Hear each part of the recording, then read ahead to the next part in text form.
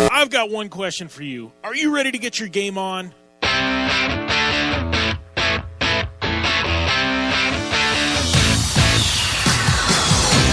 The longest-running off-road and action motorsports radio show on the planet is coming to you live with the biggest guest in motorsports. Here is the only man on the planet who can pack this much dirt slinging and tire slaying into 2 hours a week.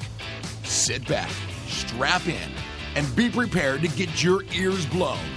Here is Jim Beaver and the Down and Dirty Radio Show, powered by Polaris Razor.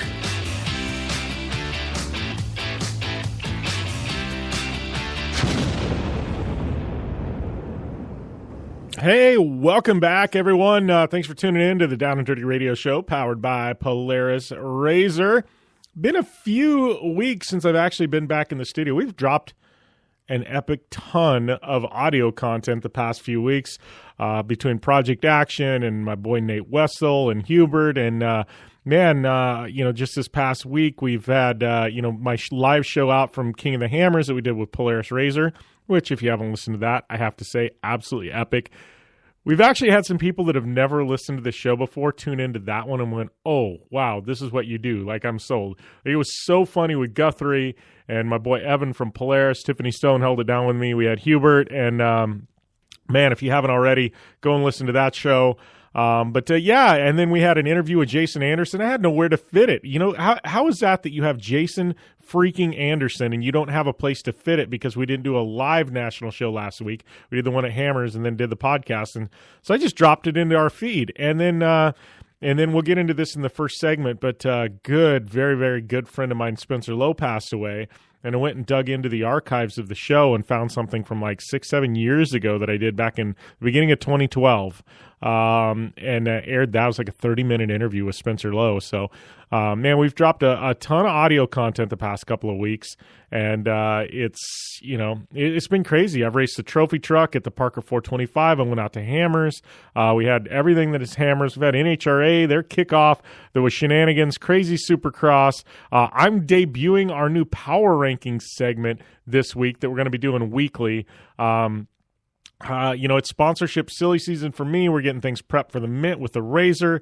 I just got to say, man, it has been a whirlwind couple of weeks and it's been a while since we've been actually sitting here in the studio doing the live national show like we are today. And I'm really excited, mainly because we got Ryan freaking Dungey and Jason Scherer on air. What more can you ask for, right? Well, we're going to tell you here in a few minutes after this break here on the Down and Dirty Radio Show, powered by Polaris Razor. You want extreme performance, reliability, and the most fun you can have on four wheels? The Polaris Razor brings it to you. But you don't need to take my word for it. You can take theirs. I'm Tanner Faust, and I choose the Polaris Razor because it's the most fun you can have with a steering wheel. What's up? I'm Ronnie Renner, and I choose Polaris Razor because it's the sickest, most reliable side-by-side on the planet. What's up, everybody? Heavy D from Diesel Brothers. Listen, I'm on Team Razor because it's hands down the best piece of machinery on the planet. I'm RJ Anderson, and I choose Polaris Razor because it's the most fun, most capable machine. Action sports stars, TV personalities, and some of the best race car drivers in the world all choose Polaris Razor because it's the ultimate combination of power, suspension, agility, and fun. Find out more information on the web at PolarisRazor.com or follow at Polaris Razor on Facebook, Instagram, and Twitter, and use the hashtag RazorLife to share your story. The Subaru WRX and WRX STI, a 268-horsepower turbocharged Subaru Boxer engine, rockets the WRX around corners and down straightaways. A race-ready 305-horsepower turbocharged Subaru Boxer engine keeps the WRX STI a rally legend. The Subaru WRX and WRX STI, it's not a sibling rivalry, it's a tag team. Get the latest from Subaru Rally Team USA at Subaru.com/rally. Looking to have some fun on four wheels? Dirtfish Rally School has you covered. Packing as much adrenaline and adventure as you can handle into high-performance all-wheel drive and rear-wheel drive Subaru rally cars is where the fun begins at Dirtfish. Just 30 minutes outside of Seattle in Snoqualmie, you'll get a chance to train up to 3 full days with some of the country's best instructors and be put through the high-octane rush of rally on mud, dirt, and tarmac. Get started today and call 425-888-7715 or visit us online at dirtfish.com and use code 911 for a 15% discount. When looking for a new wheel for your off-road vehicle, car, truck, or UTV, the choice is easy. You choose what the pros use. Rob McCachran, Keegan Kincaid, and myself, Jim Beaver, all exclusively use Vision Wheel, whether we're dominating Baja, taking the cup at Crandon, or shredding UTVs. Vision Wheel's trend-setting designs and durability will set you apart from the competition and your friends. Check out visionwheel.com or at Vision Wheel on social media to learn more. For 100 years, General Tire has provided tires for your lifestyle, your adventure, your anywhere. Born from competition, the Grabber tire offers the durability and off-road traction you demand in a tire. We put these tires to the test in the harshest off-road racing conditions to give you a tire that will make your anywhere possible. So let us take you on your next big adventure. Tweet us photos at General Tire, hashtag anywhere is possible. Because with General Tire, anywhere is possible. Like what you hear? Catch all the back episodes of the Down and Dirty Radio Show on Apple Podcast, and be sure to rate, review, and subscribe. Welcome back here to the Down and Dirty Radio Show, powered by Polaris Razor. And, this is part of the reason why we're airing this. If you're listening live online, it's a Wednesday. If you're listening in national syndication, it didn't affect you, or on demand, it's just whenever you listen to it. But push the show back a day mainly because of Spencer Lowe's passing. And I know a lot of people that tune in, if you're not in off-road circles, you might not know him. You've probably seen the truck, though, back in the 80s. But you might not know the name now. But he was factory Nissan driver for years. He drove that iconic same paint scheme that you saw in all the factory Nissan cars back in the era, the red, white, and blue paint scheme. But he's a factory Nissan driver, did, Class 7S. He accomplished so much, so many victories. Just a legend, a true legend of off-road. He was in the manufacturing side. His son kind of carried over and started doing some Nissan manufacturing with lift kits and stuff like that at one point in time. But he was a close friend of mine. He lived here in Parker, not always, but he moved to Parker, Arizona, bought Foxes on the River, sold it a few years ago, but just a really, really close family friend of ours. And it's a tough one, man. It really was kind of hit home. And so I wanted to pull out. I did an interview. I was going to air it in the national show. One of my first interviews I ever did back in 2012. We're talking, I think it was February 1st, 2012, which was about a month and a half after I started the radio show. And we took 2 weeks off for like Christmas or something. But I did a live show at the casino, and it's funny because I haven't listened to those shows in a long time. And I was just kind of figuring things out as a radio interviewer and a radio host. It was live at an event, so you had all the background noise. We were at the Parker 425 at a party I threw. Amazing party. You need to get back to throwing those parties. We used to do that, and we'd blow the roof off of places. But Spencer stopped by to support what I was doing, and I sat him down, and it wasn't like he was planning on being on air. And if I remember right, I literally had to stranglehold him, and his wife Kathy's like, "Just go do it, Spencer," and got him to sit down. And I thought we might have had him on for 10 minutes. I was going to fit it in a national slot. It's like a 30-minute interview. He talked about his career and his love of off-road and things like that. And, it's come full circle because that was, 2019 now? That was 2012, 7 years ago. Things would come full circle because he was talking about wanting at some point to go and do NORA or things like that. Well, he's come back and he's done NORA. He did the Mint 400, things like that. So it's just kind of a interesting thing, but there's some really good stuff talking about his career in there. Anyways, I dropped in our feed yesterday.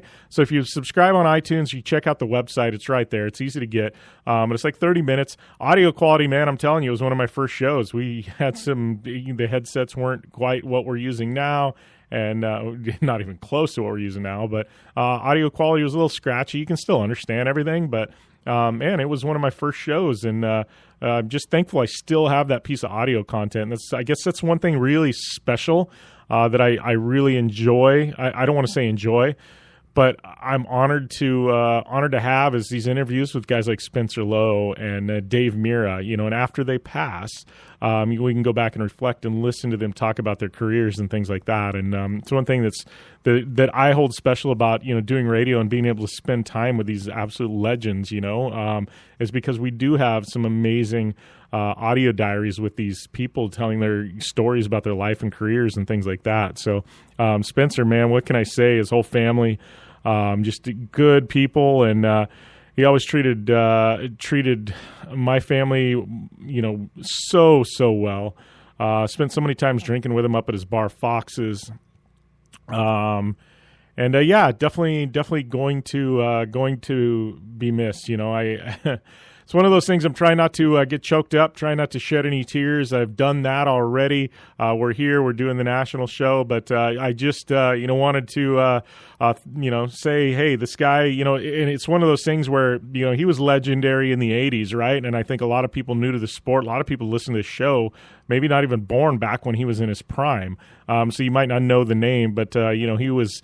if you're around in the late 70s and the 80s, the name Spencer Lowe, and the trucks. So just thinking about them, and just an amazing guy, and definitely going to be missed by the entire off-road community. And I'm just stoked that he was able to bring that Nissan back and run the Mint and run Nora last year, and I know that was something really, really special to him. So if you do want to hear him talk about his career, we did drop that yesterday, so it's out there.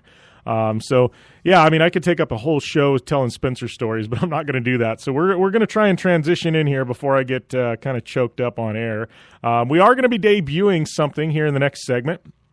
Something I'm really, really excited about. You know me, I listen to a lot of actually talk radio, and I listen to other hosts, and there's, me, I'm a pro wrestling fan. I do not hide that fact. I like pro wrestling. I'm the, like Street Bike Tommy says, like, you're the guy that never grew up. Well, me and a bunch of others, because it's a massive industry, and, it's actually on my podcast, Project Action, we've interviewed a lot of them. But I've always said race car drivers can take something from pro wrestling and the personas and things like that. But anyways, one of my favorite shows is called Busted Open. It's on Sirius XM on Fight Nation, and I listen to it daily. And every week they do something called the Weekly Power Rankings, WWE Power Rankings, right? And it's not cumulative in so much that, it counts like the past 3 months or 4 months. It's literally just that week's body of work. So it's basically like who had the best week.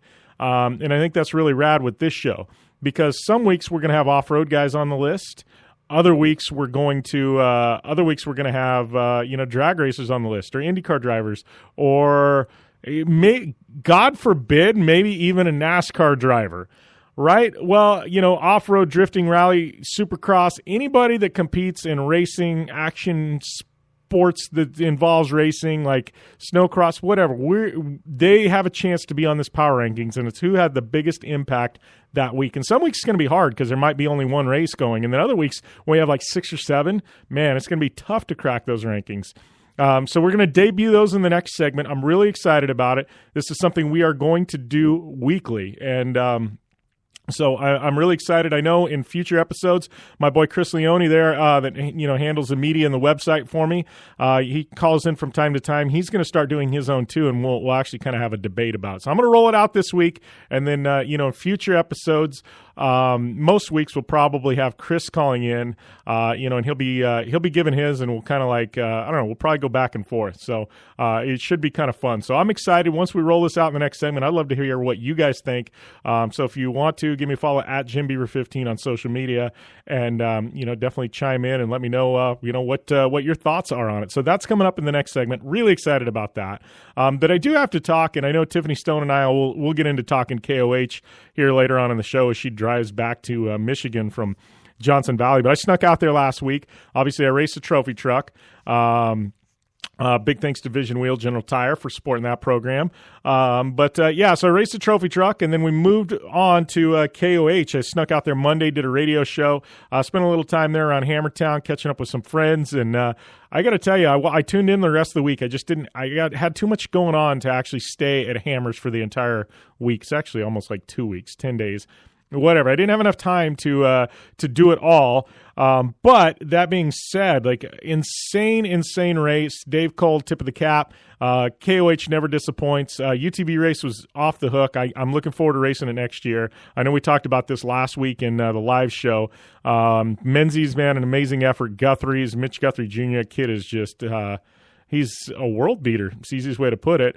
Then you move into, the trophy truck race. And, I was skeptical about it. And, I'm hoping, I know Parker's making some inroads next year to try and accommodate this. I hope that KOH does the same thing. I think that there's we can have both races. I'm hoping that, somehow they work together to make it happen. I know Parker, we're making some inroads. We're moving the date up a week.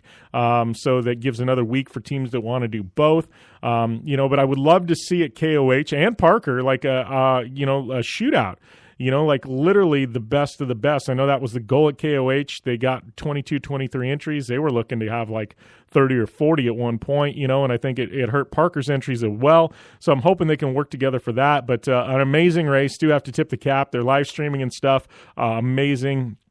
I think between the Mint 400, what they're doing, and what Ultra 4 is doing, we're seeing the future of what off-road racing could be, and that gets me really, really excited. So we're going to talk a whole lot of Ultra 4 today. We got Jason Scherer. He's calling in for a couple of segments, and that interview's so long, we're actually going to run it in Project Action as well. So we're going to take a short break. We come back. We're rolling out the power rankings here on the Down and Dirty Radio Show, powered by Polaris RZR. Are you looking for a place to push yourself behind the wheel and see how your driving skills stack up? Dirtfish Rally School is that place. Located on 315 acres of pristine automotive playground at the foot of the Cascade Mountains in Snoqualmie, Washington, right outside of Seattle, Dirtfish Rally School is a one-of-a-kind place where everyone from first-time drivers to seasoned professionals like Bucky Lassick and Antoine Lestage can push themselves to their limit. Whether driving the high-performance rally-prepped all-wheel drive Subaru Impreza STI is what you're looking for, or you'd rather hang it all out in the rear-wheel drive Subaru BRZs, Dirtfish Rally School has something for everyone. Classes are available from 2 hours to 3 full days and feature instructors with over 150 years of combined racing experience. Whether you're looking to become the best and get an edge on the competition, or just looking to freshen your skills behind the wheel, Dirtfish Rally School is the place to go. For more information on registering for classes, visit Dirtfish on the web at dirtfish.com, or to check out the latest happenings from Dirtfish, follow them on Facebook, Instagram, and Twitter at Dirtfish Rally.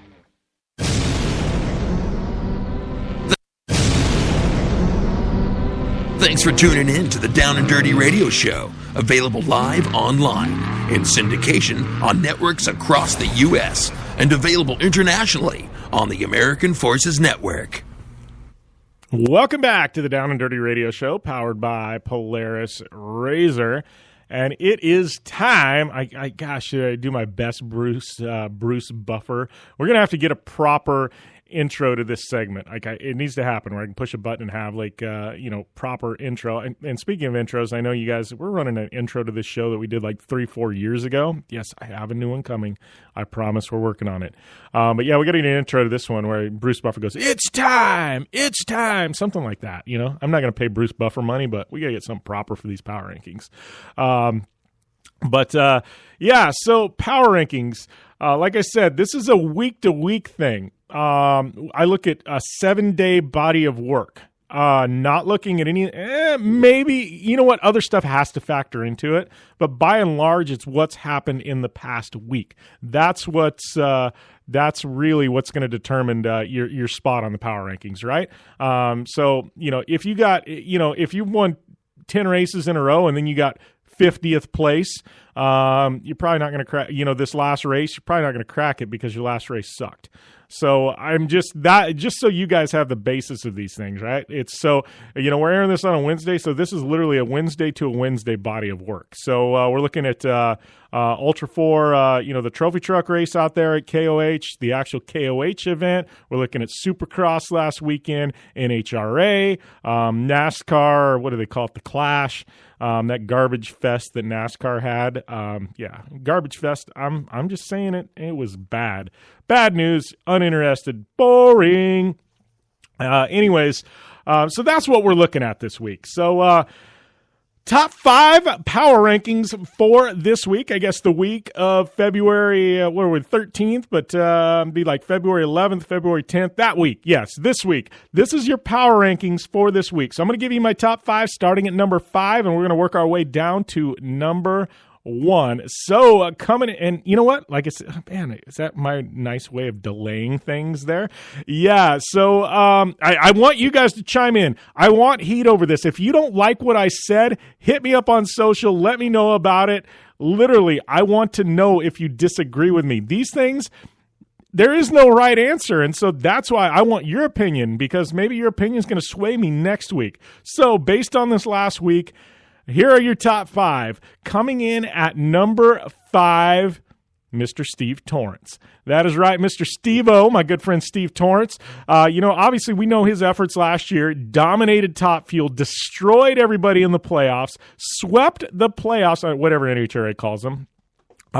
Swept the playoffs, and and so I think the offseason, everybody's wondering, man, are they going to be that good this year? What are they really going to be that good? Because he had everybody on notice last year, had people literally nervous, like, how are they this good? Those Capco boys, they were on point. And so, I think there was a lot of pressure on Steve to, here at the Winter Nationals in Pomona to produce. And they showed up, and obviously weather came into play, but they ended up being able to run everything on Monday. The Capco boys and Steve showed up, and they made the final round. They got second place. But, second place, normally it's not going to be enough to crack the power rankings. But I think with the pressure on Steve coming off what he did last year, he proved, hey, this was no fluke. We are here to play games. We are the team to beat still in Top Fuel. So for those reasons, Steve Torrence comes in at number 5. All right, coming in at number 4. And a lot of you listeners to this show would probably have him ranked higher. And I will tell you why he's not ranked higher, but he is still deserving to be on the list. Coming in at number 4, Mr. Luke McMillan. That is right. Luke McMillan coming in at 4. He won the trophy truck or T1 truck invitational there at King of the Hammers. Took home a $100,000 prize purse. And amazing effort by him. And Luke, he's one of those guys, if you're an off-road fan you've been knowing for years, Luke is going to crack that win, that big win at some point. You know what I mean? And Dan, his brother, obviously, Dan could do it too, and we're waiting on him to crack that first win. But Luke coming in at number 4, taking the win there at KOH. And the reason why I don't have him, I guess, ranked higher on the list, this is an amazing accomplishment.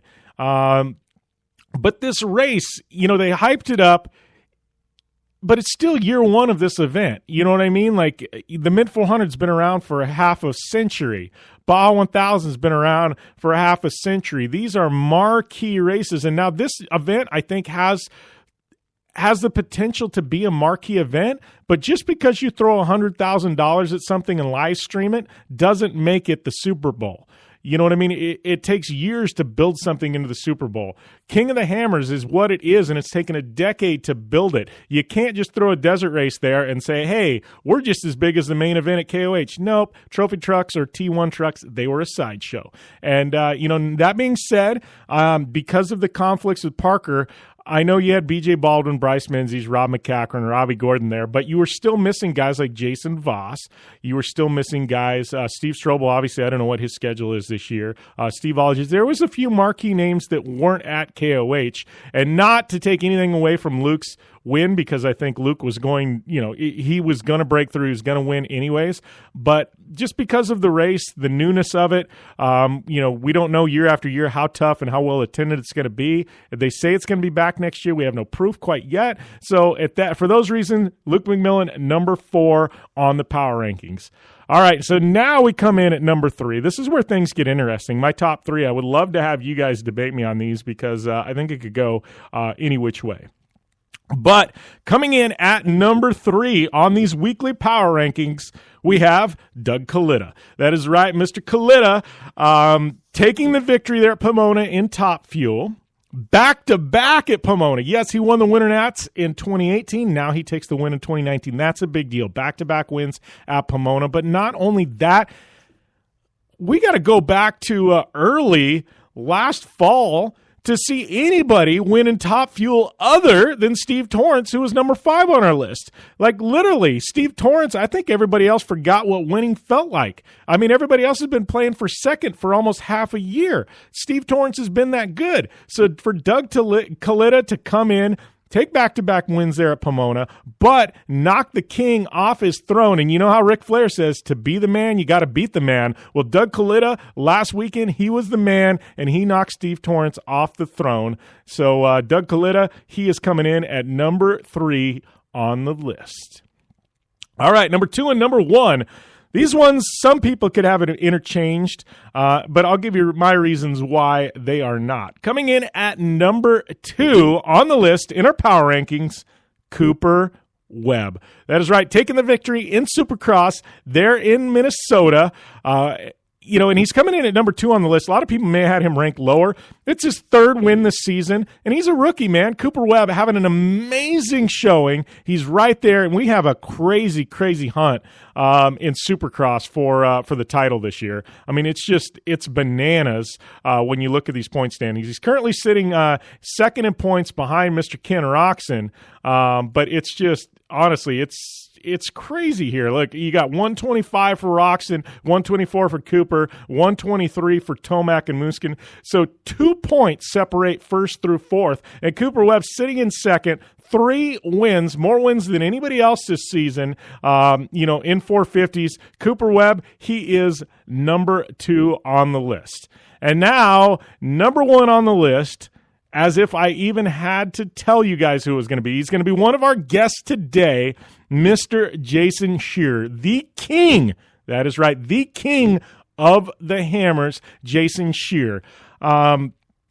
Man, where do we even start? Do I even really need to defend me saying Jason Scherer is number 1 on the list this past week? I mean, he won what is arguably, it's one of the marquee motorsports events in this country every year. You got King of the Hammers, you got the Mint 400, and I'm not talking about North America, I'm just saying the United States. To me, you got KOH, you got Mint 400, you got Crandon, you got Indy 500, you got Long Beach Grand Prix, you got Daytona 500. I mean, you got NHRA there at Indianapolis. I mean, you got some marquee events. You got 24 Hours at Daytona, Petit Le Mans, or Sebring. I mean, you've got all these amazing events, and KOH, honestly, in a decade, has put itself right there into that conversation. Jason Scherer taking back-to-back wins at King of the Hammers, a star-studded field this year, absolutely insane field, and Scherer took his second back-to-back victory, 3 total victories at KOH now, 3-time king, Jason Scherer. He is your King of the Hammers champ in 2019. I would love for you to debate me as to why Jason Scherer this week is not number 1 on the list. So Jason Scherer coming in at number 1. So if you're just tuning in, our top 5 for this week, Steve Torrence at number 5, Luke McMillan at number 4, Doug Kalitta at number 3, Cooper Webb at number 2, and Jason Scherer coming in at number 1. So, yes, those are my power rankings for this week. I would love for you guys to debate me. I'm sure we'll throw them up on the website at some point this week. But Torrence, McMillan, Kalitta, Cooper Webb, Jason Scherer, 5 through 1. Who did I miss? Who do you think should be ranked higher? Who should be ranked lower? Hit me up. It is at Jim Beaver 15 on social media. We will... Man, we're going to do these every single week. I'm looking forward to this. This is something I'm definitely looking forward to. I think this is going to be some fun, and I think we're going to get the fan involvement at some point. And I'd love to get your guys' top 5. So ping me on social media. But we're going to have a lot of fun with this. Obviously, we'll have Chris Leone here and there bouncing in, and he and I will debate these things as well. I'm really stoked to finally have these power rankings out there. We are going to take a short break, and when we come back, man, the legend. You want to talk legends? You got to talk about Ryan Dungey. And Mr. Ryan Dungey is going to be joining me next right here on the Down and Dirty Radio Show, powered by Polaris Razor. I'm Polaris rider Jim Beaver. I race trophy trucks professionally, host a Down and Dirty radio show, and also travel the country announcing motorsports events. I've seen it all, and trust me, I've done most of it. So when it comes time to relax on the weekend, nothing is better than taking time with my family in our Razor vehicles. They've got the reliability I need to just pick up and go explore the desert, dunes, or trail, and have the capability to attack even the harshest terrain. If you're looking for some of the most reliable and safest, and hands down most capable off-road machines in the world, look no further than Polaris and their award-winning lineup of Razor vehicles. Whether you want your daughter to experience off-road driving for the first time in a Razor 170 like me, take the entire family out in a Razor XP4 1000 on the weekend, or shred the desert and dunes in the all-new Razor XP 1000 Fox Edition, Polaris has you handled. Take my advice and join me and some of the best drivers in the world by driving a Polaris Razor. Check out the full Polaris Razor lineup at Polaris.com or follow them on Facebook, Instagram, and Twitter at Polaris Razor. Hey, this is Jim Beaver, host of the Down and Dirty Radio Show. Getting down and dirty on the racetrack is all fun and games until it's time to get the dirt off. I know it all too well, which is why I partnered with MotoShield Pro, the leaders in nanotechnology solutions on the racetrack and in off-road to combat mud and dirt buildup on my vehicles. MotoShield Pro keeps us from taking unnecessary damage and spending extra energy on cleaning. No matter the weather or the surface, having proper protection on all my vehicles saves me plenty of reprep time in a sport where every second counts. Prep your vehicle like a pro. Learn more at MotoShieldPro.com. When looking for a new wheel for your off-road vehicle, car, truck, or UTV, the choice is easy. You choose what the pros use. Rob McCachran, Keegan Kincaid, and myself, Jim Beaver, all exclusively use Vision Wheel, whether we're dominating Baja, taking the cup at Crandon, or shredding UTVs. Vision Wheel's trend-setting designs and durability will set you apart from the competition and your friends. Check out VisionWheel.com or at Vision Wheel on social media to learn more. Anywhere is possible. It's more than just a slogan. Anywhere is possible with General Tire's wide variety of tires for whatever it is that you drive. Whether you're looking for off-road capability balanced with impressive on-road performance or ultra-high performance offering all-season traction designed with a driving enthusiast in mind, General Tire has what you need to get where you're going. General Tire, providing anywhere is possible with the Down and Dirty Radio Show since 2012. The Subaru WRX and WRX STI. A 268 horsepower turbocharged Subaru Boxer engine rockets the WRX around corners and down straightaways. A race-ready 305 horsepower turbocharged Subaru Boxer engine keeps the WRX STI a rally legend. The Subaru WRX and WRX STI. It's not a sibling rivalry. It's a tag team. Get the latest from Subaru Rally Team USA at Subaru.com/rally. You're listening to the Down and Dirty Radio Show, powered by Polaris Razor. All killer and no filler. Welcome back to the Down and Dirty Radio Show, powered by Polaris Razor. Like to welcome, I'm trying to think back, Ryan Dungey. I think it was like 2 days before your retirement the last time we had you on air. So welcome back to the show, buddy. Oh, it's good to be back. Thank you. Yeah, well, I guess a lot has happened since then, man. But I guess the first thing this weekend, pretty big thing, Supercross happened in Minneapolis. Yep, yeah, it's always fun to when the circuit comes back to Minneapolis. Obviously, being from here, and I'm sure the Minnesota people appreciate it too. Obviously, it gets pretty mellow and cold here in the winter, so gotta spice it up and get some action going. Yeah, you guys have had a bit of a brutal winter in Minnesota this year too, man. Yeah, we actually, last year it snowed a lot, and actually this year we just got 8 to 10 inches of snow yesterday. So I was joking around with the crew. I said, I heard it for the last year. I'm probably going to hear it again for the next year after this with the weather, and it's cold and so forth. But it's all right. I told them we got to toughen them up. Yeah.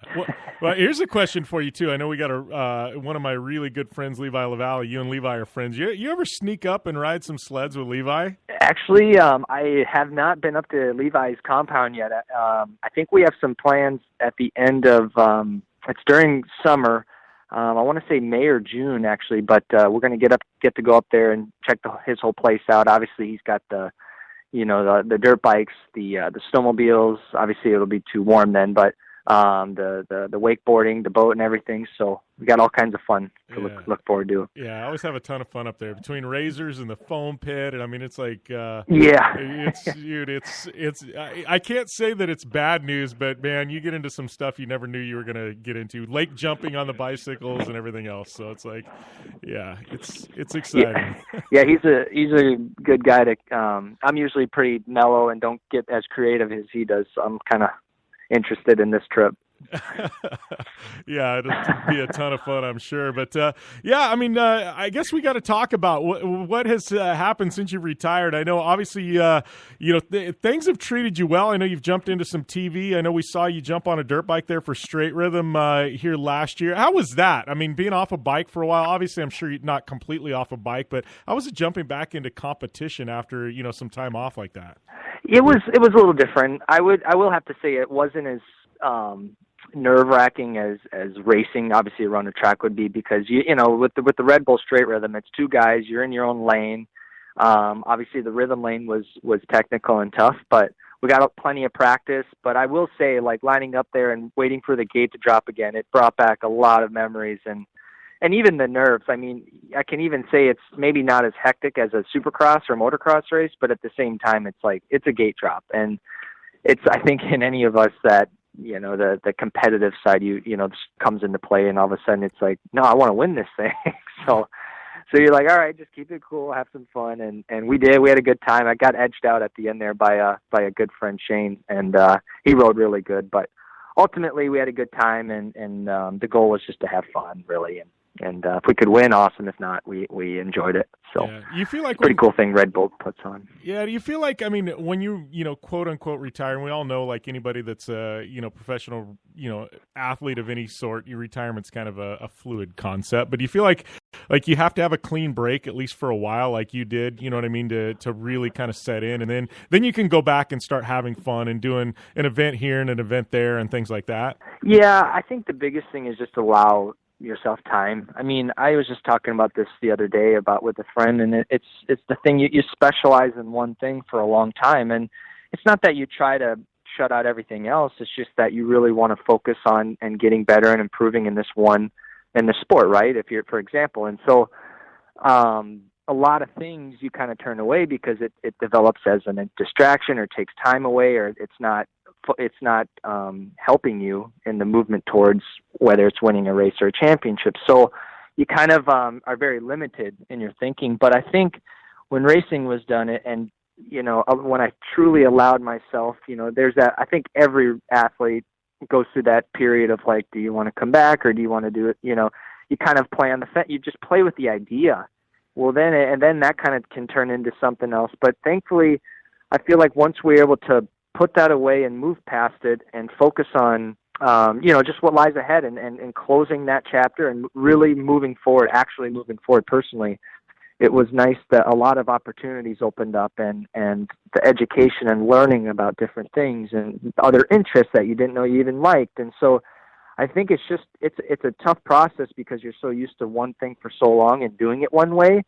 And of course it's going to be different when it's over, but I think it was that different that was uncomfortable, right? But I think that's the best thing for us at times as humans. So overall, lots of cool stuff going on, lots of good projects, and working. Actually, speaking of projects, we're actually working with St. Jude, and this year for the second time, Feld is partnering with St. Jude in the T-Shirt Saves Lives campaign to raise money for St. Jude. So that's been going really well, and we're putting a lot of effort into that, and all the riders and the influencers of our sport are getting behind it, and it gained a lot of momentum last year, which was really encouraging and helping raise money for the hospital. So we're back at it again this year, and I would say that's probably one of the things after racing that I look forward to being able to put more time to is with St. Jude and the charity, but also we have the St. Jude Ride and 5K Run that we started in 2012, so we're trying to grow that. But I think one of the most positive things was just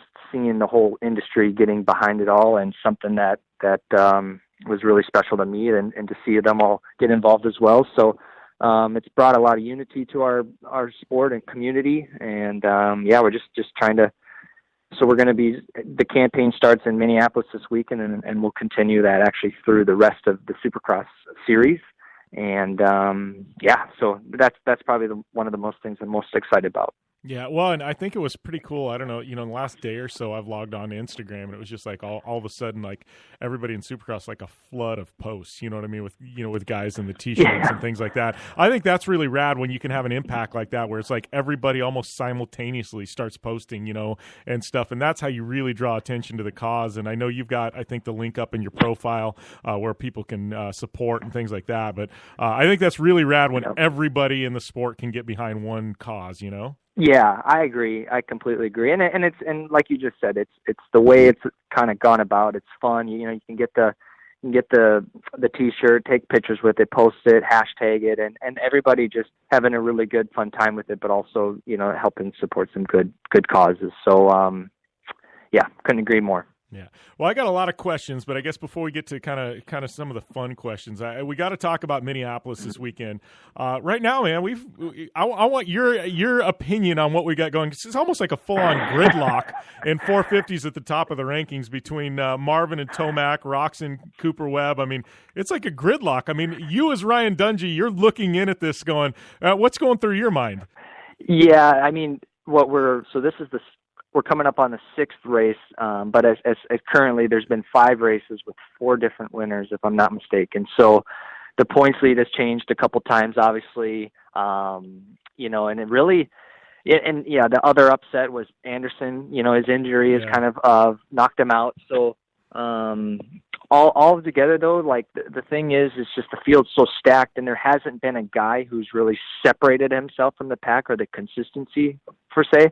But the interesting thing is, obviously, you have Eli, who's been pretty dominant the last few years. He's looking to win his first championship, and he's obviously been pretty consistent. I think you've seen a different Eli this year. He's a little bit more calm, doesn't try to go for the win, but more tries to think about the overall picture. You can kind of see that, especially Ken. He's also going for his first championship, and he's also riding smart.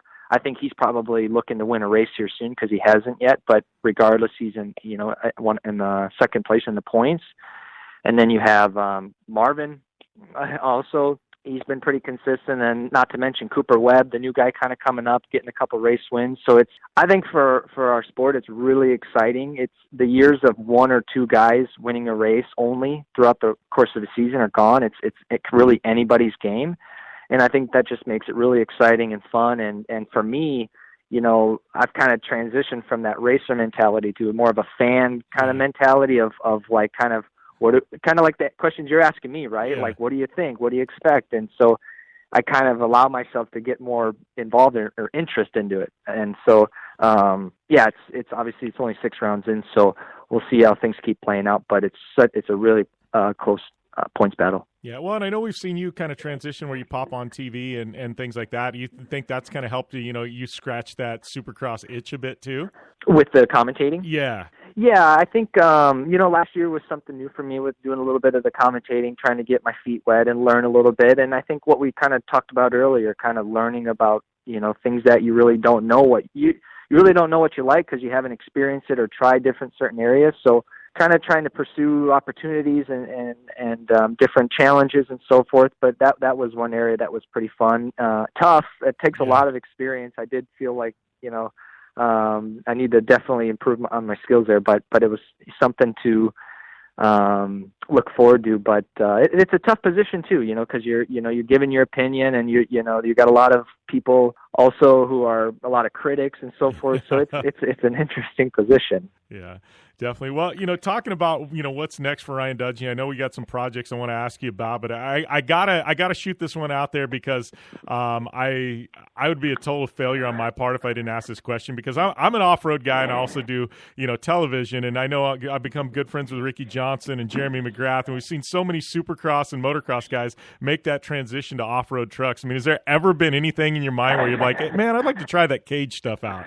Yeah, I did have some interest in it, really, especially early on when I was done racing. But, just nothing really ever materialized, I would say. I think the option was kind of there. It was kind of iffy. But, I think if something would come up, it would be cool to try it. But as of right now, there's just not a lot of options there. And I think it's just, again, sports are really getting to that point where they're the difference between the top guy, the first guy and the last guy is really small, and to be able to, especially coming from a different sport, jumping into another sport, there's a huge learning curve there. So we'll see what opportunities presents itself, but definitely it'd be fun to try for sure. Yeah.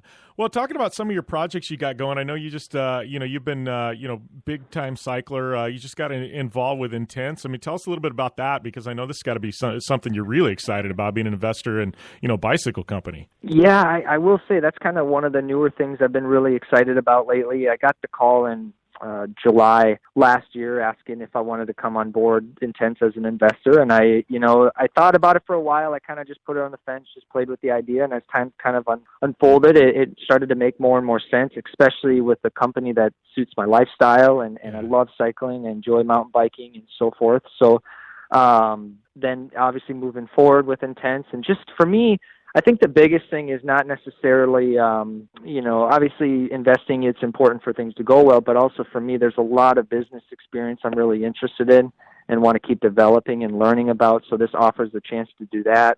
And then being able to have some great mentors involved with the program that I can kind of, that'll take me under their wing and kind of help me understand. And so I think the learning opportunity was good, but also to be able to represent a company that fits my lifestyle, and also learning about the brand and the history and how professional Intense really is, and just coming up with new creative ideas. Obviously, Jeff and Jen Seaver and the whole crew. So really fortunate to be a part of the whole thing, and just learn, just keep developing. So I guess before we let you go, man, what's next for Ryan Dungey? Obviously we got, Supercross in Minneapolis, but, past that, what's, I know you got a lot of projects in the fire. I know I was reading something, I think you and Levi got something where people, with boats coming this summer, but, what's next for Ryan in 2019? Yeah, honestly, I would just have to say having a little one. We got a little girl on the way, so I think that's probably the thing I'm most excited about. It's the biggest project. Yeah. Well, Yep. Yeah, I was gonna say it's one with a daughter at home. I got to tell you, it definitely changes you, but it's a ton of fun, man. It's I don't know. I guess the next chapter is always fun when it's that, and bringing especially a daughter in and being a guy. There's just that different connection with the father and the daughter, Yeah, I think so. I can only take people's word for it right now and how life changing it is. But at the same time, I will say after racing was done, that was the very next thing I was looking forward to with Lindsay. And so being able to experience that and just kind of going through, we still got time, but at the same time, it's been really fun to just experience the joy and everything that comes with it. So, we'll try to be as ready as we can be, but at the same time, we're really thrilled. And we'll be back after this on the Down and Dirty Radio Show, powered by Polaris RZR. For 100 years, General Tire has provided tires for your lifestyle, your adventure, your anywhere. Born from competition, the Grabber tire offers the durability and off-road traction you demand in a tire. We put these tires to the test in the harshest off-road racing conditions to give you a tire that will make your anywhere possible. So let us take you on your next big adventure. Tweet us photos at General Tire, hashtag anywhere is possible. Because with General Tire, anywhere is possible. Come to the Island and rip it up this summer. Wakeboard Island. It's a skate park on water at Blue Water Resort and Casino. Check out the 2-tower cable system that pulls you and your board over the water. No boats to watch out for, no fumes. Wakeboard Island is open to all skill levels with an open center section for beginners. And for trick riders, a double side kicker in a 60-foot flat box. Wakeboard Island, the best ride this side of the Rockies. Adjacent to the River's Edge Cantina at Blue Water Resort and Casino on the Colorado River in Parker, Arizona. Like what you hear? Catch all the back episodes of the Down and Dirty Radio Show on Apple Podcast, and be sure to rate, review, and subscribe. All right, welcome back here to the Down and Dirty Radio Show, powered by Polaris Razor. Just got done with Mr. Ryan Dungey. Man, he's one of those guys where I love interviewing Ryan Dungey. I think I've been fortunate enough to do it like 3 or 4 times now. Supercross and Red Bull have always had my back, and getting me guys like him and Ken Roxon, and man, talk about just a rad guy. Like it's funny. Like I go, man, I'm interviewing Ryan Dungey, like one of the greatest Supercross riders of all time. You look on the short list, and I've always said it. You got Ricky Johnson, Ryan Dungey, Villapoto, James Stewart, Ricky Carmichael. I don't know. Tell me who else goes in there. I mean, I'm sure there's some guys, some OGs and stuff like that. But, I think with Ricky Johnson, we kind of got that covered. But, man, it's like he's on the short list of the greatest of all time, like the GOAT list for Supercross. Like, kind of crazy that I've had him on the show. Like, still humbles me. Same thing with Ricky Johnson, McGrath, any of those guys I've interviewed. I'm like, wow, are we really actually doing this interview? Like, I looked up to this guy. I had his poster on my wall as a kid, and now he's on air with me. So kind of humbling. But thanks to Ryan for calling in. Thank you guys for the support. Make sure and check out iTunes, subscribe to the show, and leave a rating or review. Definitely much appreciated, those of you that have. We are going to take a short break, and when we come back, we're going to kick off hour number 2 here with some Supercross, Jason Scherer and Tiffany Stone on the Down and Dirty Radio Show, powered by Polaris Razor. You want extreme performance, reliability, and the most fun you can have on 4 wheels? The Polaris Razor brings it to you. But you don't need to take my word for it. You can take theirs. I'm Tanner Faust, and I choose the Polaris Razor because it's the most fun you can have with a steering wheel. What's up? I'm Ronnie Renner, and I choose Polaris Razor because it's the sickest, most reliable side-by-side on the planet. What's up, everybody? Heavy D from Diesel Brothers. Listen, I'm on Team Razor because it's hands down the best piece of machinery on the planet. I'm RJ Anderson, and I choose Polaris Razor because it's the most fun, most capable machine. Action sports stars, TV personalities, and some of the best race car drivers in the world all choose Polaris Razor because it's the ultimate combination of power, suspension, agility, and fun. Find out more information on the web at PolarisRazor.com or follow at Polaris Razor on Facebook, Instagram, and Twitter, and use the hashtag RazorLife to share your story. When looking for a new wheel for your off-road vehicle, car, truck, or UTV, the choice is easy. You choose what the pros use. Rob McCachran, Keegan Kincaid, and myself, Jim Beaver, all exclusively use Vision Wheel, whether we're dominating Baja, taking the cup at Crandon, or shredding UTVs. Vision Wheel's trend-setting designs and durability will set you apart from the competition and your friends. Check out VisionWheel.com or at Vision Wheel on social media to learn more. Life is all about sound. The sound of sports. The sound at the racetrack. And the sound of your vehicle. Don't drive around listening to this. Drive around listening to the sound of performance. Gibson Performance. Gibson Performance Exhaust is the company who can turn this into this. Remember that life is all about sound, and Gibson Exhaust is the sound of performance. Check out your next catback exhaust system, headers, muffler, or UTV exhaust at GibsonPerformance.com and get more power and more sound. Thanks for tuning in to the Down and Dirty Radio Show, available live online, in syndication on networks across the U.S., and available internationally on the American Forces Network. All right, welcome back here to the Down and Dirty Radio Show, powered by Polaris Razor. Hour number 1, lots of fun. Hour number 2, we're just getting started. Jason Scherer going to be coming up here in, we're about 5 6 minutes out from Jason Scherer on the show, and that's going to be a 2-part interview. We're We're going to air most of it today. I'd say 90% of it. But if you want this thing uncut, you're going to have to tune in on Project Action, get the full thing dropping this Thursday there on Podcast One, my other show. And I know we're only a week or two out from my launch of my third show, the Down and Dirty Radio Show Off-Road Edition. That'll be dropping generally on Wednesdays. So another show coming to you guys this year as well. So lots of fun stuff. I did want to mention Supercross real quick. We've talked about KOH, talked about that with Jason Scherer. Obviously, we know Jason took the victory, the big W there.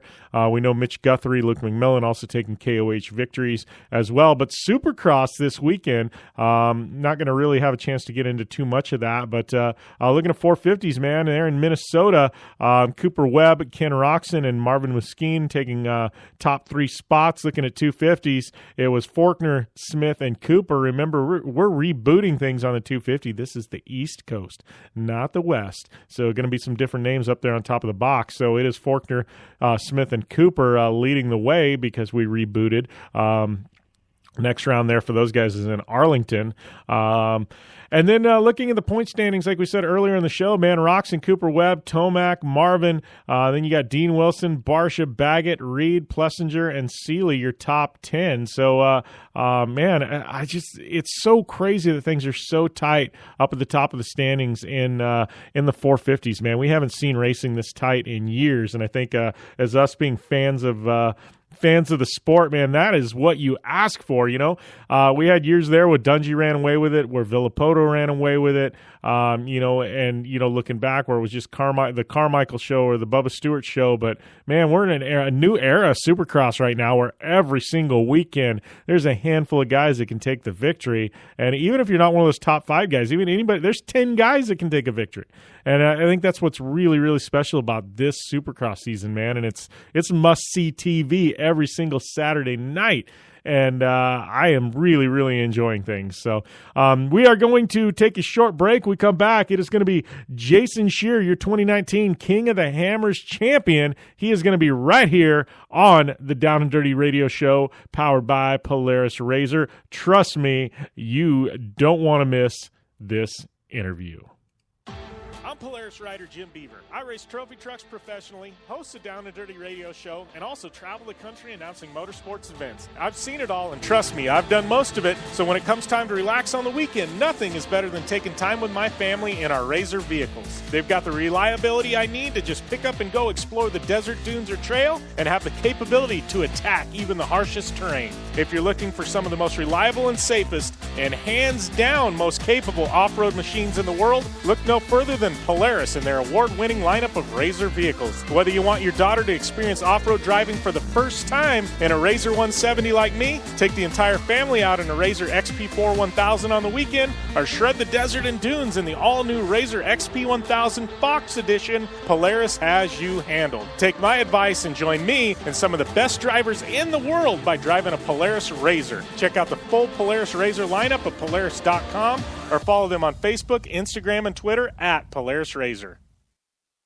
Whether you're looking for a tire that balances high performance responsiveness and traction in wet and light snow conditions, excellent handling and traction in wet and dry conditions, or a summer performance tire designed with the driving enthusiast in mind, General Tire has you covered. From the all-new G-Max RS to the Grabber ATX, no matter what you drive, General Tire will get you where you're going. Learn more at GeneralTire.com. General Tire, cruising with the Down and Dirty Radio Show since 2012.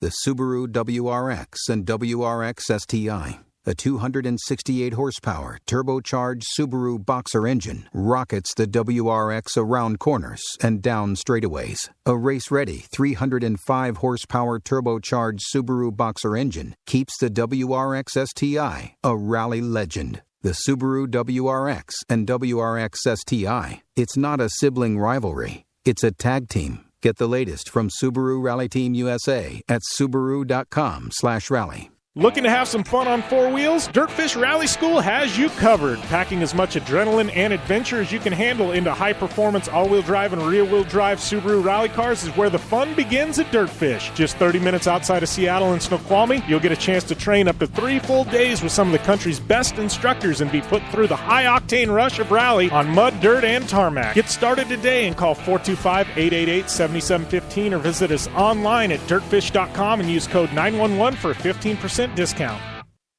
Come to the island and rip it up this summer. Wakeboard Island. It's a skate park on water at Blue Water Resort and Casino.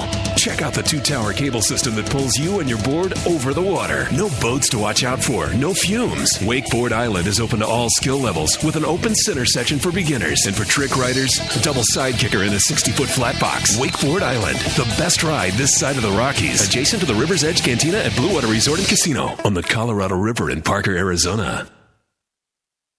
Like what you hear? Catch all the back episodes of the Down and Dirty Radio Show on Apple Podcast, and be sure to rate, review, and subscribe. Welcome back to the Down and Dirty Radio Show, powered by Polaris Razor. I'd like to welcome, the king to the show, Mr. Jason Scherer. How's everything going, my friend? Everything's good. Thanks for having me on, man. I still the dust is still settling over here as we're unloading everything, but man, I couldn't be more happy to be, able to repeat this thing and be the first person to ever win back-to-back King of the Hammers. Yeah, and that's to me, that's just, it's crazy, 3 of them. And, for anybody that hadn't been out there, man, it's such a brutal race. And I know we've been talking about it on the show the past week or two. And, the thing about King of the Hammers is obviously you've got to have your prep, you got to do your homework and things like that. But there's so much luck that gets involved. I mean, you can get to a section and there can be a bottleneck there, or, there's so many things that are out of your control. And no matter how much you pre-run, the course changes even over the course of the race, and rocks get moved. And to win 3 of them, I don't think people understand, especially back-to-back, how hard it is because of the luck factor that's involved. Well, you know what? You said it totally right, Jim, because we actually in the car always say that you have some things that you can control in the race, right? You can control your strategy, your pace, how you take care of the car. There's things that are within your control, but then there's also things that we just know you have nothing that you can do about it. And lap traffic is one of those things. It doesn't matter where you qualify, you're going to end up encountering people on the trail. And, for the most part, the people who are going to be in front of you as lappers, they're going to take the good line. So that means you're going to be relegated to the tougher line. And that happened to us. We actually were following a guy. He took the good line, and he took it a little too high, and he rolled over right in front of us. And I think those are those moments that sort of define the race, because, how we handled that under pressure was,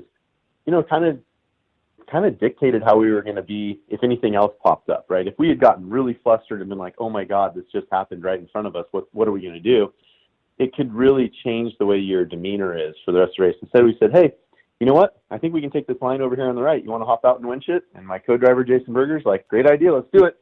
And, on you go. It was 3 minutes is all we lost right there. And then we said, hey, you know what? Let's continue to stay on our pace.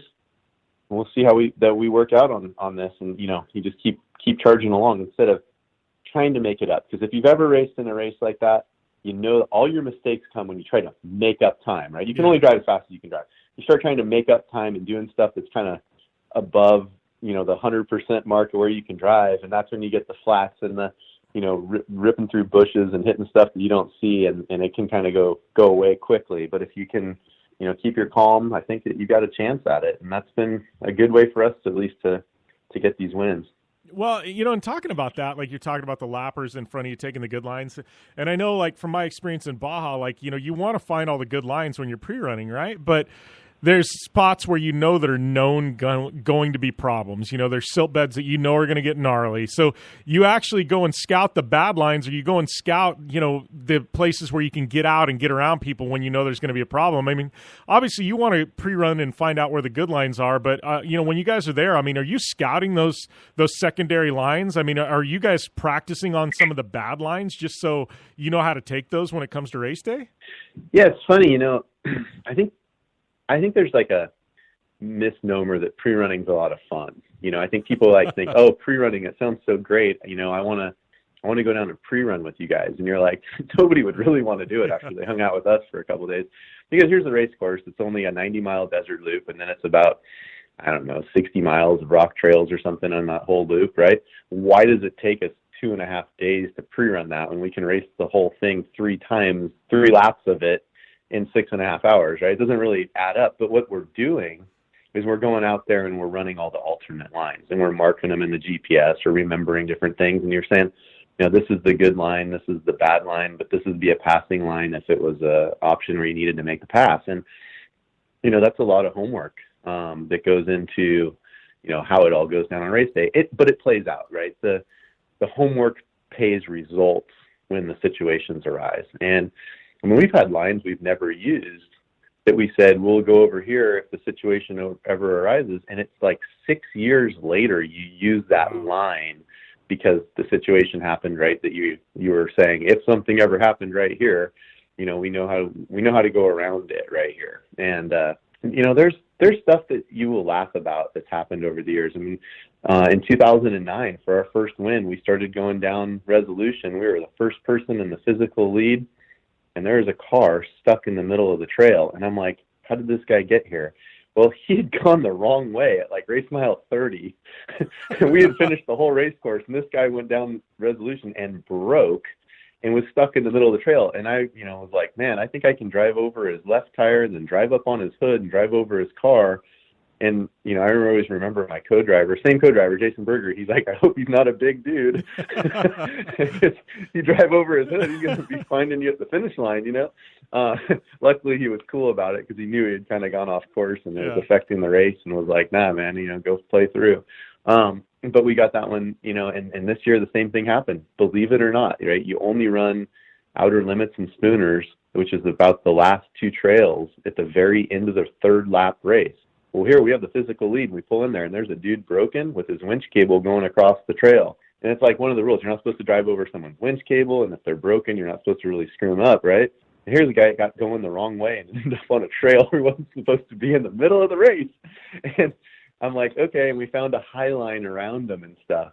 But some of it's you never expect it. And that's when you got to like not throw it away by trying to do something that doesn't make sense. And the rest of the time, it's if you've done your homework and you're prepared for it, I think that it puts you in a mental position to where when the situation arises, it doesn't fluster you, it doesn't get you out of sorts, and you can keep making those just executing on the plan. That's what it comes down to. Yeah, well, and, talking about this race, and I mean, obviously you've won 3 of them now, and I mean, you look and, from 2009 to 2018, I mean, it was almost a decade in between wins. I mean, how much harder is it now to get a KOH win than it was in the start? I mean, not to say it was easy in the start, but man, the fields are stacked. The competition is absolutely crazy out there. I mean, how difficult is it? Because everybody's bringing their A game, everybody's doing their homework. You know what I mean? Everybody's been on those trails. They're open year round. Guys go out there and spend weekends in their vacation time just screwing around in Johnson Valley. I mean, how much harder is it now to get one of these victories? Well, I mean, isn't that the truth, right? It's one of those things where in 2009, I mean, we almost lucked our way into the win. We were fast, but we didn't really know what we had done. I mean, and that's sort of the thing, right?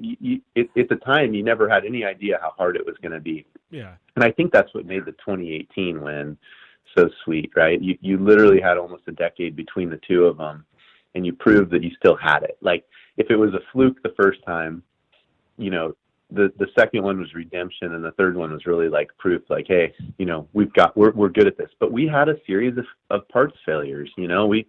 We couldn't keep the car together. And I think that, I attribute our success recently to having the lucky chance of getting a crew chief with Adam McGow that just knows what he needs to do to keep a car together. And we just didn't. We were exactly what we were, the epitome of these KOH racers, the rock donkeys, as you'll call them, right? Like, we just didn't know. And you look at the level that the trophy trucks are at, and we didn't even see the little tricks. We didn't see all the stuff they were doing because it was too far out there from my standpoint. Now I see it, and I see the quality of the prep and the thoughtfulness in it, and I'm getting it, right? And it's like, okay, and a lot of people are like, it's crazy you won back-to-back KOHs. I actually think that the fact that we have 4 podiums in a row at KOH, to me, is more meaningful in a lot of ways, because we didn't have a perfect race, and we didn't get everything that we should have gotten out of a couple of those, but we had the car that could finish the race without any major mechanicals and with all that stuff, and that's prep, right? That's car prep, and I got a lot of personal satisfaction from hearing Justin Lofton and his crew chief come over to our car when they were down there for the T1 race, whatever they call it. they were down there and they were in our pit. They shared the pit. It was the Fox car on BFGs and methods, right? We shared the pit together for his race, and he looked at our car and he's like, dude, I don't know what I was always under the impression of, but your car's a real race car. And I'm like, thanks, I guess, you know.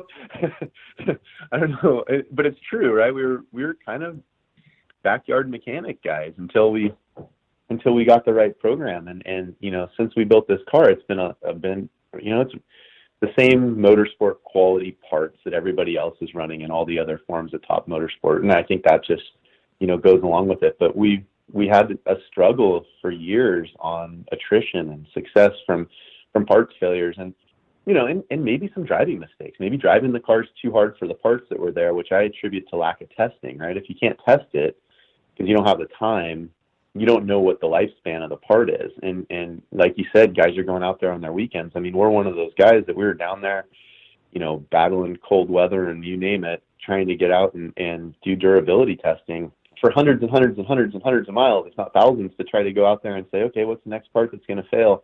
What do I need to do to pick up the pace? And then I think when you come down to race week and you know what you've got to, you know, what the car's capable of, it's a matter of sticking to that game plan, not abusing it, but continuing to run it at that pace. And you're comfortable because you've got all those miles under your belt. You know, you're not learning the thing for the first time. And we'll be back with more with Jason Scherer when we return to the Down and Dirty Radio Show, powered by Polaris RZR.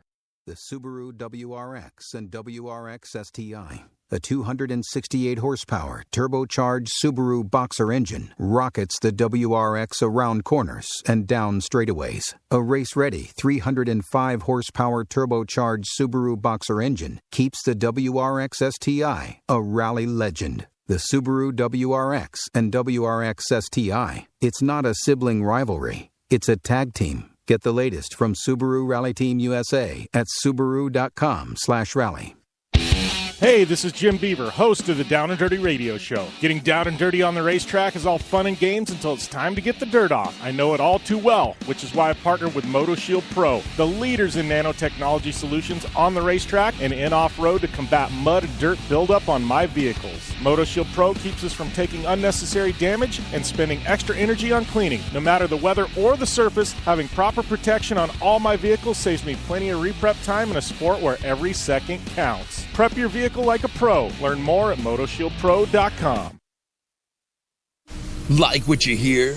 Catch all the back episodes of the Down and Dirty Radio Show on Apple Podcast, and be sure to rate, review, and subscribe.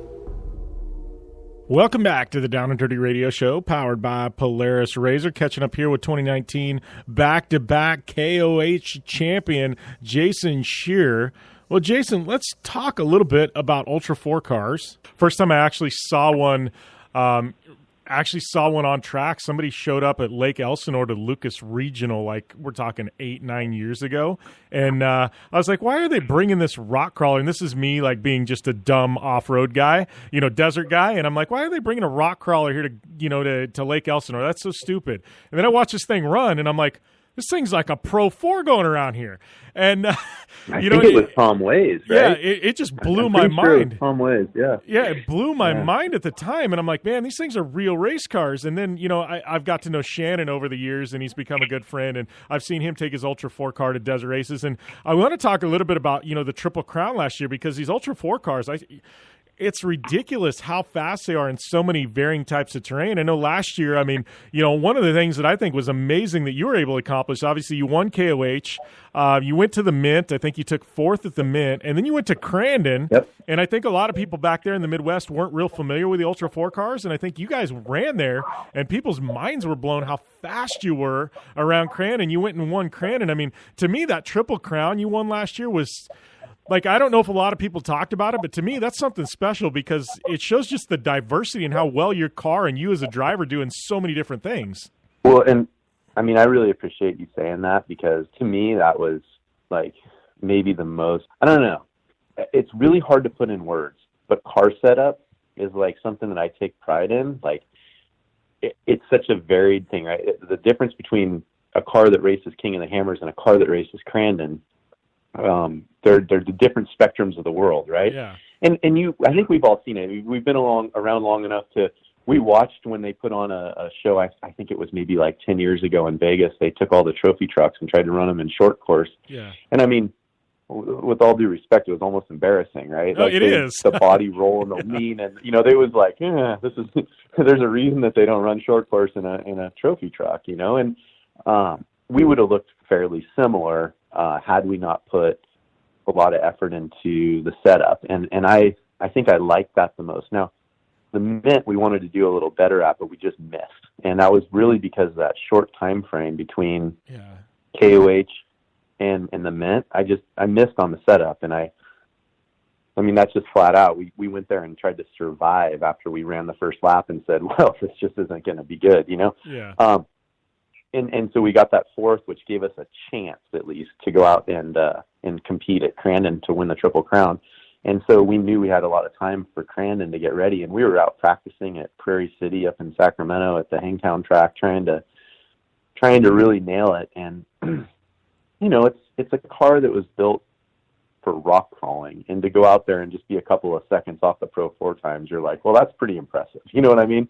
Now, granted, there's no motor rules. There's no, we weren't limited to cubic inches per pound and all that. So we had some, probably a little bit more cubes than some of those guys. And so, it's not telling the whole story, but they're still driven with automatics and not, X-Tracks, stuff. And so you break it down, you're like, well, it's not bad considering it's, the rear end's running on the coast side for high clearance on the drive lines, for being able to get through the rocks and all the stuff that are, contributing factors into being a less efficient drivetrain, and huge 30 series CVs from RCV and everything. All this stuff takes a lot of energy to turn. And so they're never going to perform like if you had built it for a purpose. But to get the shock package and the sway bars and the ride height and the, weight distribution, I mean, trying to lower everything down as low as we could in the cars to get them to not have that high roll center and stuff that they're kind of, the rock crawler stuff kind of has as its way of driving. It was really fun. And then we were limited to a 37-inch tire. They wouldn't let us go smaller so that we didn't turn into like wannabe Pro 4s, and so that we stayed differentiated from them. And, I would have loved to have seen what one of those, because if you watch those BFGs work out there on those, 35-inch tires that they cut, on the track for the right conditions, you're like, yeah, there's a lot of traction in those tires. So it would have been fun to at least run a couple of laps just to see what we had. But, I loved going there to Crandon. I loved the format of running all three races. I loved the Mint too. I wish I had been a little bit more prepared for it and maybe brought a rain jacket. But other than those two things, it was really a fun year last year with that. And, it was one of those things. I'm so bummed they're not doing it this year, but I'm so glad that, we were able to win it, because to me, that's probably like something I'll never forget, is the ability to go out there and compete for that thing and be able to capture it. Because I love that car setup stuff, and to be able to put it all together, I think that was like probably my favorite, thing, maybe even more than winning the second, or I guess it's the third, but winning this back-to-back thing, I think that actually might have meant more to me, Yeah, well, and talking about cars and setup, I mean, so far we've seen just a crazy evolution in what are Ultra 4 cars. But, looking at where we're at now and then moving forward, I know for the longest time it was IFS versus, independent front suspension everybody thought was, the future. And, there's guys that go back and forth one way or another. But, I mean, where we're at now, I mean, looking forward, I mean, what's the evolution of an Ultra 4 car? What are we looking at like 5 years from now, Jason? I mean, what's next for these things? That's a really good question. So, I don't know if you follow the Mason trucks that have come out with like the portal front end setup. Yeah. And I'm not exactly sure what Bryce's truck has in the front of it, but there's a couple of people, Cody Wagner that owns Laser Nut, Jordan Pellegrino just built a new car. These portals give you the ground clearance you want, but it also allows you to move that A-arm up so it's not dragging in the dirt. Yeah. And, from the clearance standpoint, I can see that huge advantage. It's tough. I think all those guys, I think Cody Wagner, he put the money down, he put the effort into it. He's been out there testing. I know his car works really, really well. It's hard when you're on the bleeding edge because you're making all those parts one-off first time. He's got Wiseman building parts. He's got X-Track building parts. He's got all these people building parts one-off to try to make all this stuff live. 74 weld Quinn. He's got parts on him. I mean, all this stuff is just, really tough to develop because the conditions are so brutal and it's so hard to test it in a real-life simulation before the race. And, all those things adding up, it makes it really hard to say this is the direction. But I'm pretty sure, with a high degree of confidence, that you're going to see that portal setup give us the ground clearance in the front, at least, to travel with a little bit more speed through the rocks and not lose the center of gravity in the car. If you look at our cars right now, the chassis aren't built with a level base to the front end. There's actually a 4 to 6 inch drop, depending on who the chassis builder is, to get down to the front bulkhead. With the portals, you can basically use that distance and make the chassis pretty much flat. So you don't really lose your center of gravity, but you gain ground clearance. And so I can see that being an advantage if they can get the parts durability to live up to it all. And, the materials now, they're able to build this stuff. It didn't add so much unsprung weight that the car works terribly, right? And it's all relevant, right? I mean, there's guys running solid front axles. They're a lot heavier than, the axle itself is a lot heavier than the ISS cars, where they've got just the chicken wings hanging out there, and that's all they've got to hold up. But we'll see. I think the time will tell on that stuff, but I do think that's the direction it's going. I'm still not sold that it's the KOH is a big, huge, high horsepower race. I think that the horsepower is really good for qualifying in that first lap. But I think that a smooth running package is almost outweighing these guys with really, stump pulling motors and everything. I don't know that that's where it's going to head, because I don't think that you're not going to see somebody win because they had 1,000 horsepower. I think, you're still going to see a guy win because his car's working better in the rocks and in the desert than the other guy, which is kind of cool, because that keeps the budget a little bit reasonable. You know what I mean? Yeah. It's not just throwing money at motors all day. Yeah. That's probably not true of the rest of the series. You go out to Stampede or Reno or whatever, and it's the motor gets you to the finish line. So, it's not, the whole series isn't that way, but at least for KOH, I think it's neat to see that it comes down to still some innovation, and I think that there is some coming. I think that's really cool. And then, secondarily, Fox has got some ride control stuff going, and while I see it paying huge dividends in the desert for guys, right, where you're able to adjust the ride, you get into San Felipe, you can make that thing float. You want to get into the Alba Dry Lake bed, you tighten up the rebound and suck the car down to the ground. That stuff's cool. I don't think it's going to be cooler anywhere than at the Hammers. Yeah, right. You're going across the desert, you got your desert set up, and then you get in the rocks, you open that stuff up and let it absorb everything that you're going down the trail and hitting rock-wise, and, it's a totally different world in that car right now. We've got such high spring rates and everything to keep the cars from hitting all the G-outs while still allowing some travel in the rocks, and if they can tune the shocks inside the car to really open them up in the rocks, man, we're going to be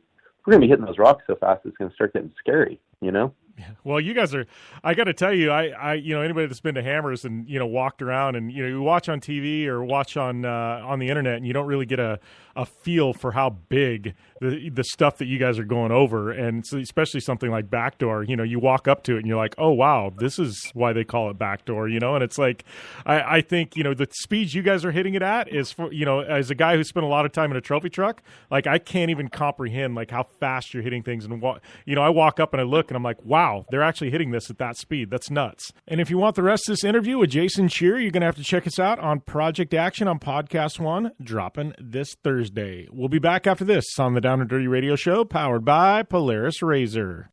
Life is all about sound, the sound of sports, the sound of the racetrack, and the sound of your vehicle. Don't drive around listening to this. Drive around listening to the sound of performance. Gibson Performance. Gibson Performance Exhaust is the company who can turn this into this. Remember that life is all about sound, and Gibson Exhaust is the sound of performance. Check out your next catback exhaust system, headers, muffler, or UTV exhaust at GibsonPerformance.com and get more power and more sound.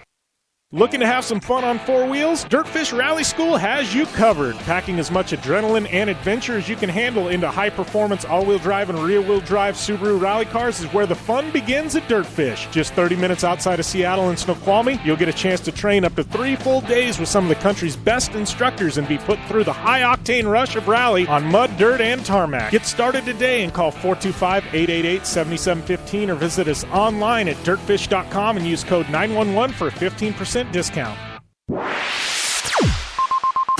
You're listening to the Down and Dirty Radio Show, powered by Polaris Razor. All killer and no filler. Welcome back to the Down and Dirty Radio Show, powered by Polaris Razor. Jim Beaver, along with Tiffany Stone, who is in transit on her way back from King of the Hammers here. I don't know, where the hell are you at right now, T-Stone? I am in Santa Rosa, New Mexico. Santa Rosa. Yeah, part of me you're probably wondering, why the hell am I going back to Detroit with all that weather when I could be well, I guess it wasn't exactly warm at Hammers, though, right? No, I was driving home from I went into town to grab some fuel and grab some pizza at that $5 pizza spot. And as I'm driving back in the main road before you turn right into Hammers, it was snowing. It was 30 degrees, and it was snowing. And anybody who had been following my Instagram stories that week, I was like, what the F is going on? I literally thought that I had just left, where I was at. Well, I know, like, NHRA, they got delayed. Like, they had this past weekend. I mean, it was raining there in Pomona, and then the next day they delay it, and then it's, like, iced over.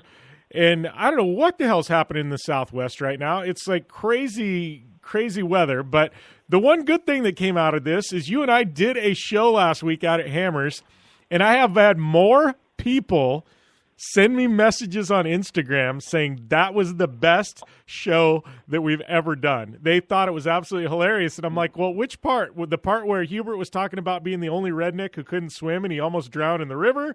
Or King of the Hammered? Or you and I telling stories with Guthrie Jr.? Like, I don't know. We were all over the grid, T-Stone. No, I totally forgot the King of the Hammered. I completely forgot. No wonder that right there is pretty funny to me. King of the Hammered. I'm wondering how many people, around the Tribe 16 fire next year will probably bring that out and dub somebody King of the Hammered every single night. Yeah, well, I got to tell you, like, I am on the hunt. We got to find a plastic crown of some sort, and we got to anoint, you, me, and Mitchie, we got to anoint, like, Evan at the Mint, you know what I mean, with this crown of some sort. Like, hey, we got to make it, like, cool. Like, get those little cheap, like the $1 crappy liquor bottles you can get at the convenience store, you know what I mean? And like somehow like glue them on or something like that, like to the points of the crown. Like we gotta get this thing like on point.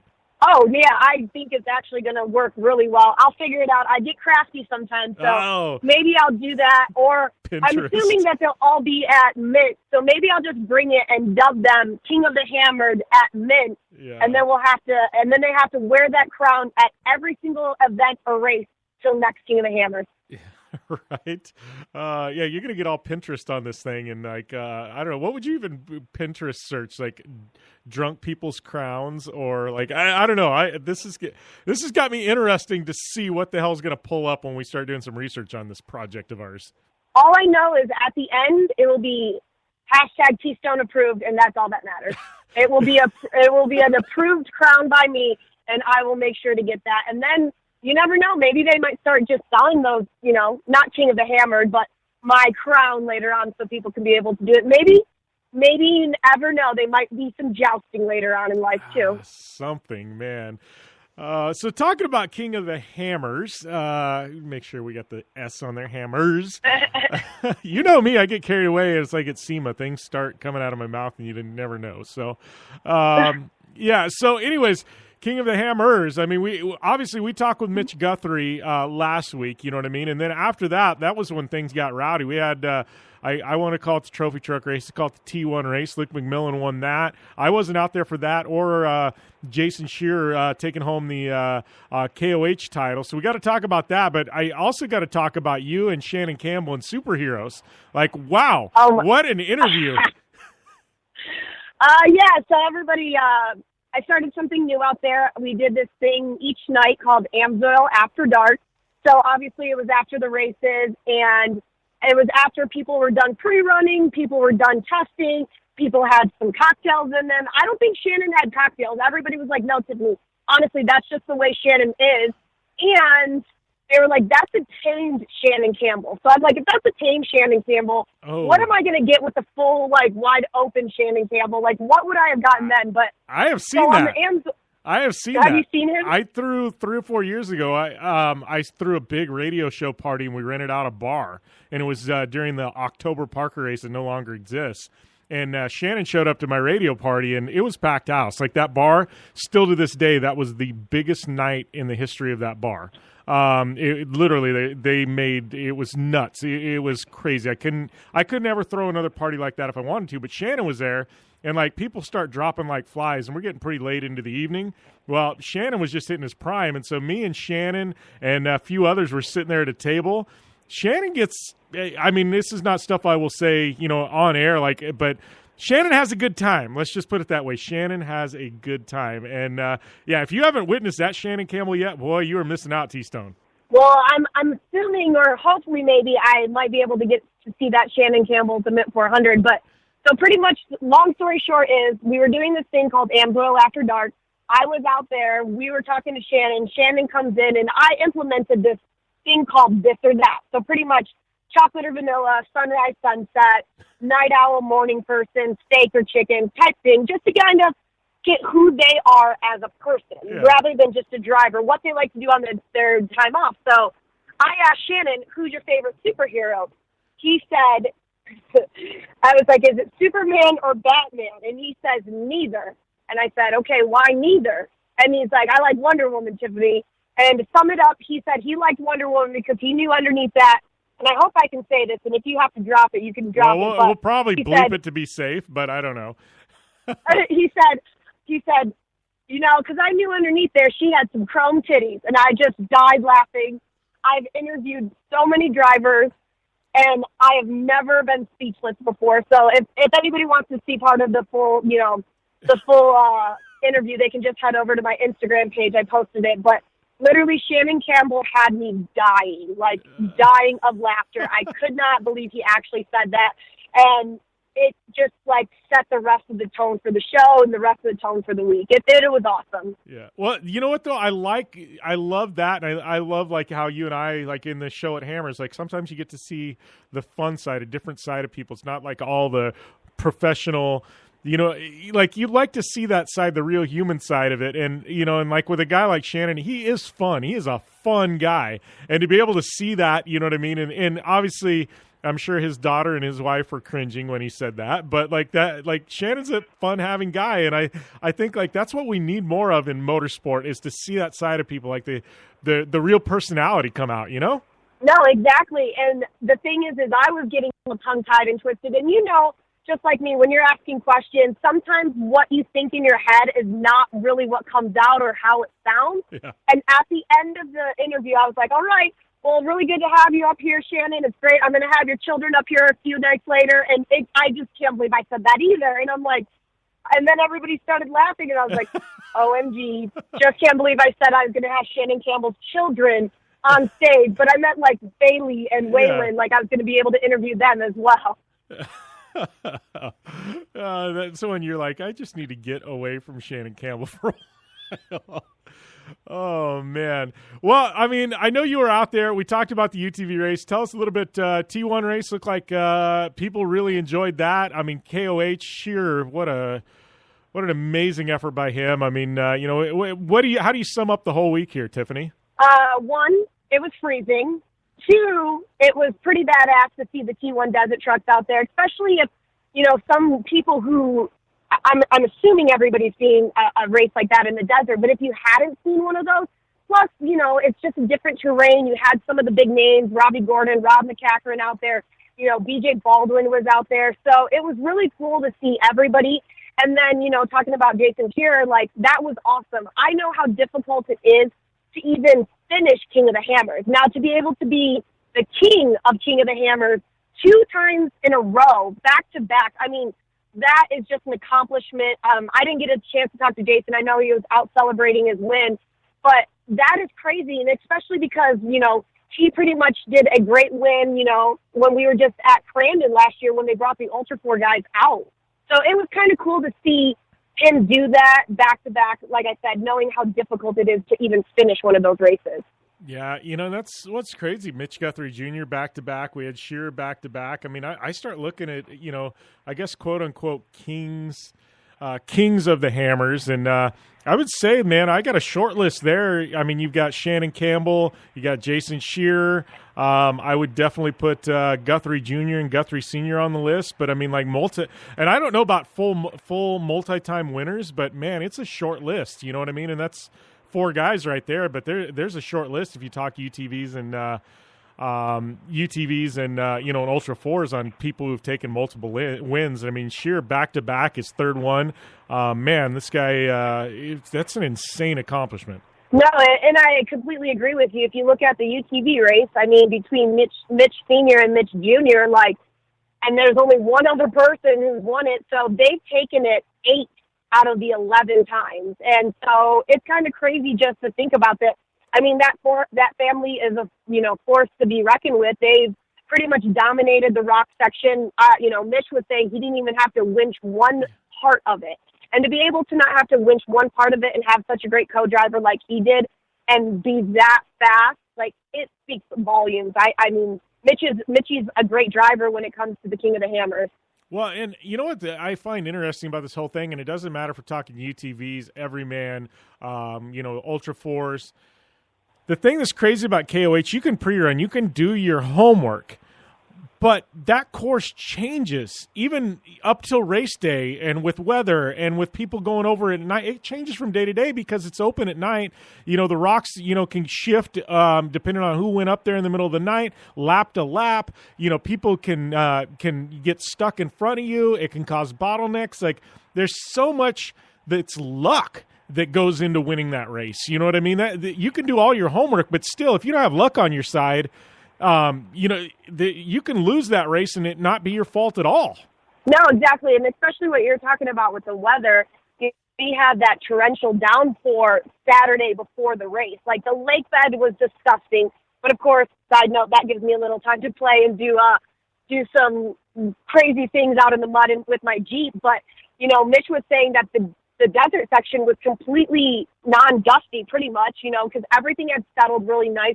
The weather was great. It was a little cooler, so of course those cars and trucks are running a little bit faster than they normally would in the desert, because everything was just, like you said, you can do as much as you want for preparation and homework, but luck is on the side. And when people are trying to go up Backdoor or Chocolate Thunder at night, I know one rock that was there at the bottom of Backdoor that was never there, and it was just like, okay, well, this huge, gigantic boulder's now here. How's that going to affect race day? And like you said, it will affect lap to lap, driver to driver. One person goes up that, one person comes down that, and it's completely different.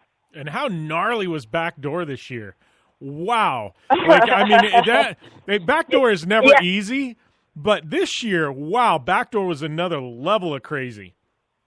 No, and you know how they have the quote-unquote unofficial little backdoor area, that like the backdoor party or race or excitement, whatever you want to call it, on Thursday. So I know there was tons of people there. I tried to stay away from there. I would just drive around because I really enjoy sitting at the base of those and kind of watching the lights, watching everybody go up and down, because it just means everybody's having a great time. But I know Backdoor was crazy, so the 4,400 race on Friday, that course was destroyed once those guys got out there. Yeah, it was, I don't know, KOH, like, every year it never ceases to amaze me how big it gets, year over year over year. And I think it's like it's got this viral effect now. And, like, I don't think we know the limit of it, you know what I mean, where this thing's going to tap out at. Like, every year it's like more campers, more RVs, more racers. Like, it's just, it's become, they call it the Burning Man of off-road. I don't think you can sum it up any better way, It's like, at some point you wonder if they're going to cap it off and be like, all right, this is the max amount of people that can come here for 2 weeks. No, I agree. I heard there was about 60,000 people there this weekend, or this whole entire week. 60,000 that were there, and Dave Cole was telling me there was over 440 drivers registered for all of the different races and all the different classes. That's crazy. That is nuts. Well, segment is just about up, T Stone, but I know you are heading back to Detroit. Thanks for calling in as always, and we'll catch up with you again next week. Thank you. And if anybody gets bored, you can check out my Instagram stories. I'm going along Route 66, just hitting up some iconic, nostalgic, historic spots. So stay tuned. I got lots of things going on. And we'll be back to wrap things up here on the Down and Dirty Radio Show, powered by Polaris Razor, next. Hey, this is Jim Beaver, host of the Down and Dirty Radio Show. Getting down and dirty on the racetrack is all fun and games until it's time to get the dirt off. I know it all too well, which is why I partnered with MotoShield Pro, the leaders in nanotechnology solutions on the racetrack and in off-road to combat mud and dirt buildup on my vehicles. MotoShield Pro keeps us from taking unnecessary damage and spending extra energy on cleaning. No matter the weather or the surface, having proper protection on all my vehicles saves me plenty of reprep time in a sport where every second counts. Prep your vehicle like a pro. Learn more at MotoShieldPro.com. Life is all about sound. The sound of sports. The sound at the racetrack. And the sound of your vehicle. Don't drive around listening to this. Drive around listening to the sound of performance. Gibson Performance. Gibson Performance Exhaust is the company who can turn this into this. Remember that life is all about sound, and Gibson Exhaust is the sound of performance. Check out your next catback exhaust system, headers, muffler, or UTV exhaust at GibsonPerformance.com and get more power and more sound. Thanks for tuning in to the Down and Dirty Radio Show, available live online, in syndication on networks across the U.S., and available internationally on the American Forces Network. Welcome back to the Down and Dirty Radio Show, powered by Polaris Razor. Just wrapping up another fun edition. Big thanks to Jason Scherer, Ryan Dungey, Tiffany Stone for calling in. Make sure and skip over to the website. Obviously we had that amazing show at KOH last week, live show there. Make sure and check that out. Also have those, those additional drops into the feed. The one with Jason Anderson, as well as the one with Spencer Lowe. So if you want all those, and I think we're going to start doing more of that, more and more of that.